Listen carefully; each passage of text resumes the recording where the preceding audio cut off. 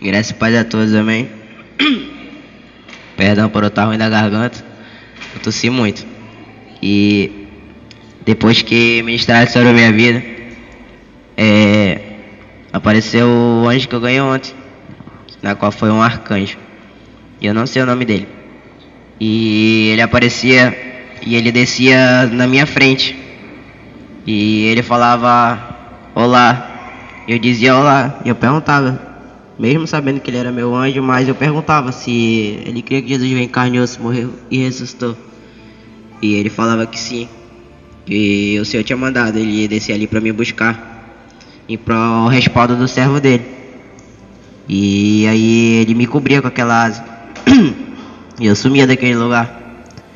E ia tudo ficando escuro e ao mesmo tempo meio claro, mas não era um claro de ser branco, era meio amarelo, laranjado. E eu aparecia dentro de uma bolha. Não era uma bolha de sabão. Era de um material, eu acredito, ser vidro, mas ao mesmo tempo não parecia ser vidro. E todos os anjos que me acompanham, eles estavam ao meu redor. E a gente ia descendo, descendo e descendo. E a gente parou num lugar que era tudo muito horrível lá. Mas não foi permitido eu ver nada demais. Porque tipo, eu acredito que ali era o inferno, mas não foi permitido eu ver ossos, não foi permitido eu ver tortura, sangue, nem nada. E a bolha ela era movida por onde o anjo ia, o arcanjo. E ele me levava na frente de uma cela. E dentro dessa cela tinha um homem lá. E ele gritava, ele pedia socorro, se eu pudesse tirar ele dali daquele lugar. E eu não conseguia falar nada. E meu coração só ficava angustiado e a vontade era de chorar. Pena daquele rapaz. São as pessoas que eu nunca vi na minha vida. E o anjo ele falava assim, pergunta dele por que ele tá aí. Eu falei, mas eu não consigo perguntar. E aí ele falava, pergunta. E eu perguntava daquele moço por que ele tava ali. E ele falava que um dos principais pecados que ele foi reprovado para estar ali naquele lugar é por causa das múltiplas mentiras que ele praticava dentro da igreja. E que ele tinha o prazer de fazer contenda entre pessoas. E ele ria, para ele era bom ver aquilo. E o anjo não permitia eu conversar muito com aquele homem. E ele me tirava dali. Ele me levava a outra cela, ou jaula. E tinha um outro homem lá. E era um jovem, assim, um pouco mais velho que eu. E aí ele falava novamente, pergunta também dele por que ele tá aí. E eu perguntava. E ele dizia que ele era crente. E ele estava frequentando todos os cultos. Sempre frequentou desde pequeno, ele falou. Mas ele falou que tudo que era pregado, nada ele levava a sério. Só estava na igreja por estar. E ele falou que ele foi avisado mais de 5 vezes. E ele não quis ouvir nenhuma delas. E Deus permitiu acontecer algo com ele, que ele viesse a morrer. E ele parou naquele lugar. E ele continuava a falar, ele gritava, ele pedia socorro como todos os outros. E o anjo me tirava dali. E ele me levava a uma cela que tinha uma mulher lá dentro. Uma mulher assim, ela era nova. E ela chorava muito, ela pedia se eu pudesse dar pelo menos um copo de água para ela. E que se eu pudesse pedir para os anjos tirar ela dali pelo menos 1 minuto. E eu não conseguia falar nada. E o anjo falava novamente, pergunta dela por que ela tá aí. E ela falava que ela estava ali por causa da vaidade. E porque ela estava cometendo adultério e ela estava cantando no altar. E aconteceu, não sei o que aconteceu com ela. Não foi ela, não falou o que aconteceu com ela, pra ela morrer e parar ali. E ela começava a gritar, ela queria pegar em mim, mas a bolha não deixava. E o anjo me tirava dali, ele me levava em outra cela, ele falava assim, essa é a última. E eu parava de frente com o senhor.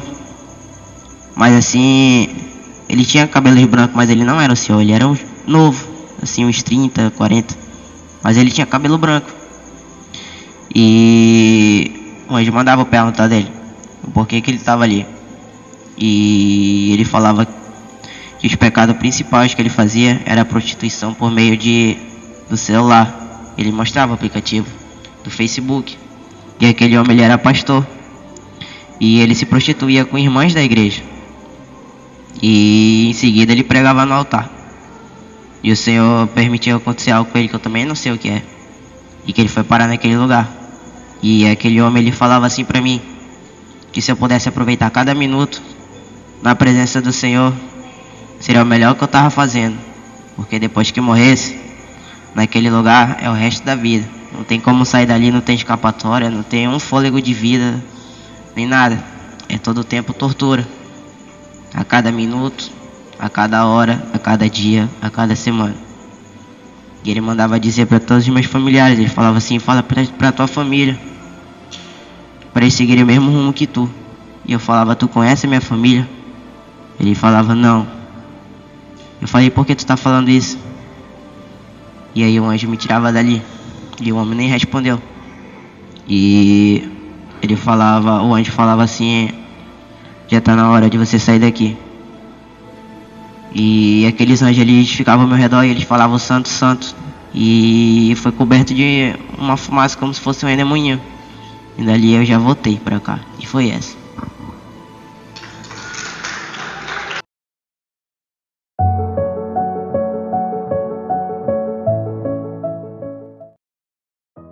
Graça e paz, aleluia. Aqui quem vos fala é o apóstolo Juscelino Alves. Quero começar meu comentário acerca dessa experiência com um versículo que está lá em Mateus capítulo 7, versículo 21, 22 e 23, que diz assim: Nem todo que me diz Senhor, Senhor entrará no reino dos céus, mas aquele que faz a vontade de meu Pai que está nos céus.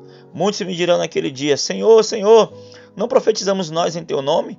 E em teu nome não expulsamos demônios? E em teu nome não fizemos muitas maravilhas? E então lhes direis abertamente: Nunca vos conheci, apartai-vos de mim, vós que praticais a iniquidade. Meu Deus, que experiência forte. Amém, irmãos? Igreja, povo de Deus, isso é algo muito sério. Não adianta ser servo do Senhor. A palavra de Deus fala que ninguém pode servir a dois senhores. O inferno, ele é real. Não vai achar que você é o xodozinho do Senhor, que você sabe, que você é o protegido do Senhor. Não, Deus, ele é amor, mas também ele é justiça. Você pode profetizar, você pode ressuscitar morto, você pode falar novas línguas, você pode ser arrebatado, você pode ter, sabe, ver o Senhor face a face, mas se naquele grande dia do arrebatamento ou no dia da sua morte, se você for achado em falta, sua alma sucumbirá, será arrastada para o inferno. E essas experiências que você viu aí do jovem Felipe, que ele foi de cela em cela, o Senhor mostrou para ele as torturas, pessoas que queriam pelo menos uma chance para voltar aqui para a terra, para passar pelo menos 5 minutos para fazer diferente. E você aí vivo, nós, né, estamos aqui vivos ainda, respirando, temos a chance de fazer todos os dias algo diferente para o Senhor. Irmãos, isso é algo muito perigoso, a salvação é algo muito sério, é algo muito impactante, irmãos. Aproveitar o tempo de vida que temos aqui nessa terra para servir ao Senhor, para cultivar. Irmãos, o maior bem, a maior riqueza que podemos conquistar nessa terra não é o carro do ano, não é a casa, não é nada. É a nossa salvação. Aleluia. Não é isso, apóstola? É isso, apóstolo. Nosso bem mais precioso é a salvação. Eu vi essa experiência, ouvindo a experiência do jovem Felipe, eu também me lembrei da experiência que o Senhor me deu, né, apóstolo, no inferno. E eu observei que a questão da água, eles sentem muita sede, não podem beber água. É um desespero, é um lugar, irmãos, que a chama não vai apagar. É um lugar de dor, de tormento, que não há mais paz, não há uma chance, não há mais nada, irmão, só tortura, a consequência daqueles pecados que foram cometidos. Então isso é muito sério, o pecado da mentira, da distorção da palavra, né? É muito grave isso. Então, o Senhor está dando uma oportunidade, revelou dessa maneira ao jovem Felipe para nos alertar, irmãos, para estarmos preparados para o dia do Senhor, seja no arrebatamento do Senhor da sua amada igreja, ou seja no dia da nossa morte. Pecados que nós não podemos ser prisioneiros deles, irmão, porque nós queremos morar no céu. Amém, apóstolo? Então, muito triste ver pessoas ali que conheciam a verdade, que conheciam a palavra de Deus e que não creram, não viveram, não guardaram no seu coração para não pecar contra o Senhor e foram mortos e não tiveram chance de arrependimento e hoje estão sendo torturados por coisas que nós estamos ouvindo da parte do Senhor para que tenhamos livramento disso no dia da nossa morte, né, apóstolo? A misericórdia de Deus. Só a misericórdia de Deus, né? Me recordo que quando o Senhor me revelou essa doutrina, eu orei ao Senhor e falei: Senhor, me mostra, vê se há algo em mim errado, né? Vê se há algum caminho errado, como Davi orou, sabe, queridos? E o Senhor falou comigo assim, ele disse: você quer realmente mesmo o caminho da salvação? Eu disse sim, né? Quem conhece a nossa história, tem até um vídeo aí, né? Contando um pouco da nossa história, eu conto essa experiência. E o Senhor falou, eu falei: sim, Senhor. Então o Senhor me disse: a partir de agora eu não quero mais ver você andando de bermuda. Então, irmãos, isso é essa doutrina. Sabe, querido? O Senhor me revelou: é pecado maquiagem, é pecado o homem usar bermuda, né? A mulher usar calça, é pecado, irmãos. É pecado brinco, maquiagem, batom. O Senhor me mostrou que essas coisas são do maligno, pertencem a Satanás. E se você usa algo que pertence a Satanás no reino espiritual, Satanás, ele tem como te prender, ele tem como te acorrentar, ele tem como reivindicar sua alma. Sabe, queridos?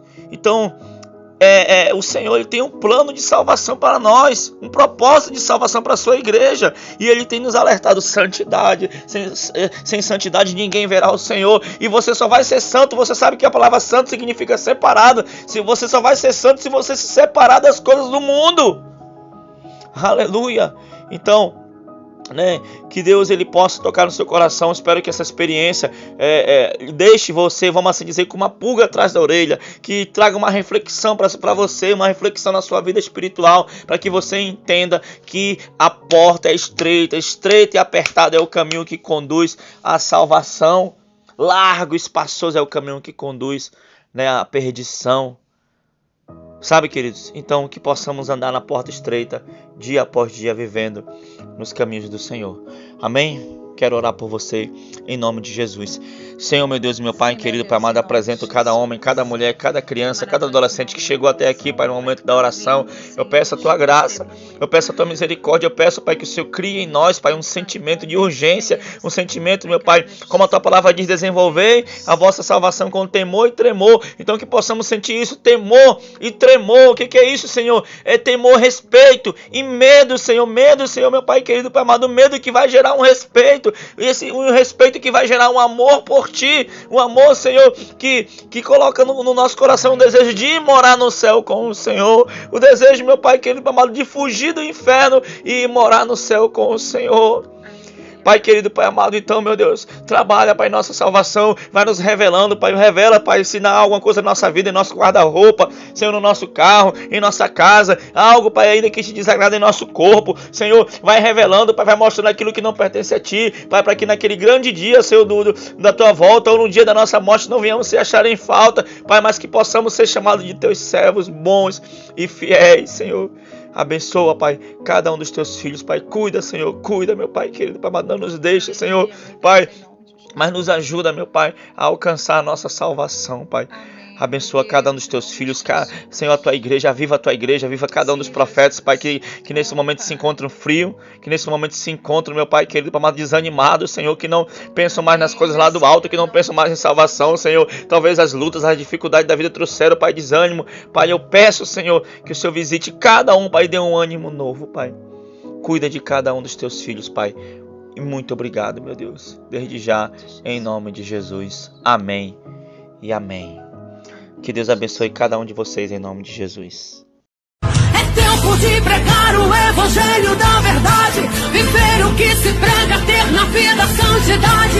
É tempo de amar e de abraçar o seu irmão, pois lá no céu não entra crente em desunião. É tempo tempo de largar e abandonar a heresia, parar com a mentira, a falsidade, a hipocrisia.